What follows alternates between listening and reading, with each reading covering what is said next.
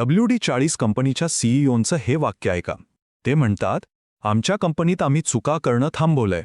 त्याऐवजी आम्ही शिकण्याचे क्षण मिळवायला सुरुवात केलीये. काय कमाल विचार आहे. त्यांनी फक्त अपयश किंवा चूक हे शब्द संस्थेतून काढून टाकले आणि त्या जागी शिकण्याचा क्षण हा शब्द आणला. या एका छोट्याशा भाषिक बदलाने संपूर्ण कंपनीची मानसिकता बदलून टाकली. पण मग प्रश्न उरतो की टीम्स अयशाला खरंच शिकण्याची संधी म्हणून कसं पाहू शकतात? उत्तर सोपं आहे.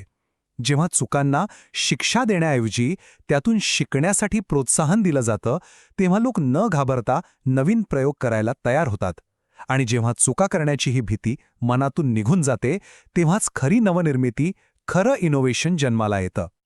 आणि जगातल्या सर्वात यशस्वी कंपन्यांनी हेच तर ओळखलंय. ॲमेझॉनच्या अयशस्वी फायर फोनबद्दल तर सगळ्यांनाच माहिती आहे. पण त्यांनी त्या अयशाला एक महागडा शिकण्याचा क्षण मानलं आणि त्याच अनुभवातून पुढे इको आणि अलेक्सासारखी प्रचंड यशस्वी उत्पादनं जन्माला आली. तसंच काहीसं पिक्सारमध्ये होतं. तिथे प्रत्येक चित्रपटानंतर काय चुकलं किंवा कोणामुळे चुकलं यावर चर्चा होत नाही, तर आपण यातून काय शिकलो यावर चर्चा होते. यासाठी एक खूप सोपी पण प्रभावी पद्धत वापरता येते. तिला म्हणतात कृतीनंतरचा आढावा किंवा AAR. यात फक्त 4 सोपे प्रश्न विचारायचे. 1. आपल्याला काय अपेक्षित होतं? 2. प्रत्यक्षात काय घडलं?